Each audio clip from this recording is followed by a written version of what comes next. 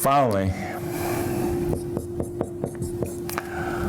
let's say we had 7x to the second power over 3y to the third, and that is raised to the second power,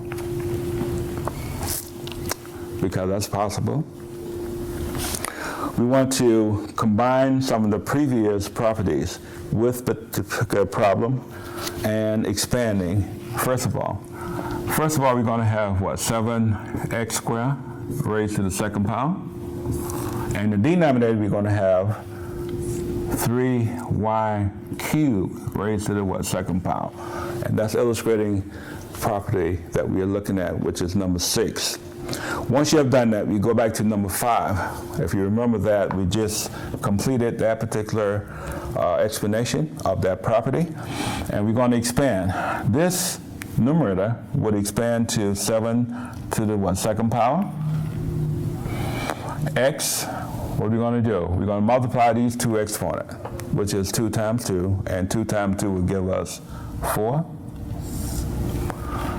And in your denominator, we're also going to expand. That 3 will be raised to the what, second power. And likewise, we're going to multiply the exponent here. In this case, that would be 3 times 2 will give us what, 6. So we have 7 to the second power, x to the fourth, divided by 3 squared, y to the what, 6th power.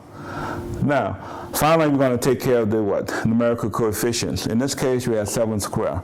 And previously, again, you reflect back on margin number what, 1,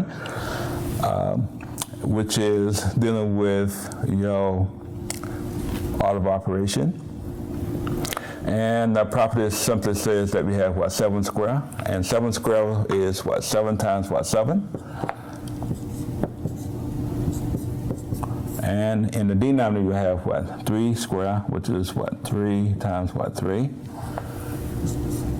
And 7 times 7 will give us what, 49. X to the what, 4th power. And in the denominator, we have what, 9. Y to the 6th power. So our final answer there should be what we have written, 49 x to the 4th over 9 y to the 6th power. Okay, so it's very important that you retain all the properties that we have previously stated, because they have connections to the ones that we are about to do. Okay, next we have property number 7.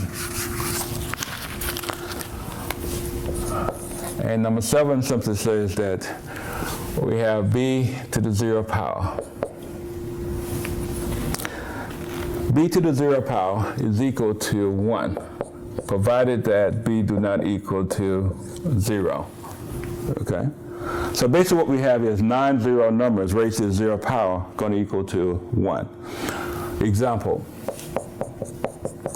if I gave you 5 divided by 5, and you know that exponent for both is what, 1? Now, what is 5 divided by 5? We should recognize that 5 divided by 5 is what, 1 initially. But how would you apply this rule? Well, if we go back to one of our previous properties, division of like bases, it's something to say that you have what, 5? We subtract your exponent. In this case, you have 1 minus 1.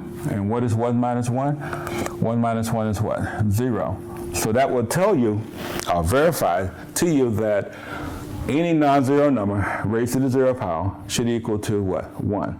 So in essence, what we're telling you is that 5 to the 0 power is equal to 1. Because it came from this statement. Okay?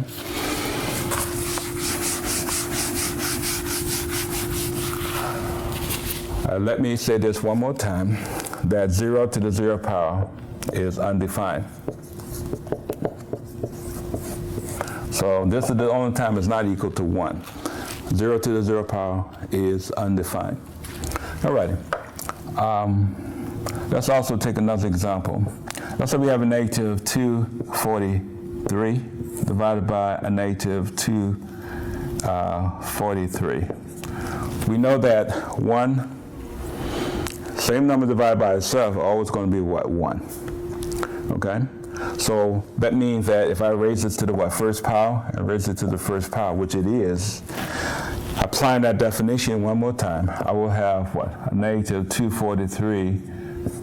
We have 1 minus 1 power, and 1 minus 1 is equal to what? 0? But please keep in mind what I'm doing. I'm keeping that corral, that negative what? Is in parentheses.